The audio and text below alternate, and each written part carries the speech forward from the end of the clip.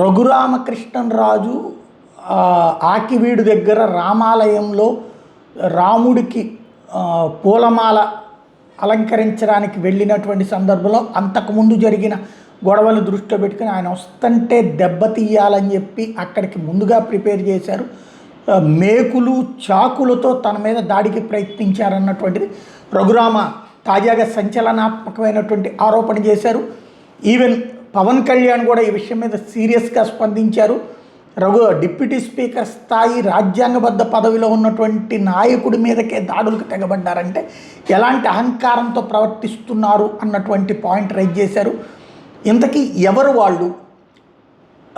ఇదివరకు ఐపీఎస్ సునీల్ కుమార్కి అనుకూలురు అన్నటువంటి పాయింటా, లేకపోతే గంగానమ్మ టెంపుల్కి సంబంధించినటువంటి వాళ్ళ, లేదంటే వైఎస్ఆర్ కాంగ్రెస్ పార్టీకి సంబంధించిన వాళ్ళ? ప్రస్తుతం సోషల్ మీడియాలో వైరల్ అవుతున్నటువంటి పాయింట్ అయితే వైసీపీ వాళ్ళే చేయించారన్నటువంటి తరహాలోనే ప్రొజెక్ట్ అవుతోంది.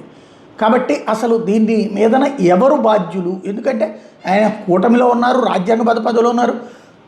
ఆ విగ్రహానికి దండ వేసిన తర్వాత ఆయన అవతలకి వెళ్ళగానే కొంతమంది మహిళలు ఆ దండ తీసి అవతల పడేయటం, ఆ తర్వాతన జరిగిన ఘర్షణ, ఆ సందర్భంగా ప్రశ్నించినటువంటి జనసేన కార్యకర్తల మీద కూడా దాడి చేయడం లాంటి పరిణామాల నేపథ్యంలో అసలు బాధ్యులు ఎవరు? ఇప్పుడు అధికారంలో ఉన్నది కూటమి ప్రభుత్వమే కాబట్టి తేల్చాల్సిన బాధ్యత ప్రభుత్వం మీద ఉంది. అదే సందర్భంలో అసలు ఏం జరిగింది అన్నటువంటిది స్పష్టతనివ్వాల్సిన అవసరం ఉంది.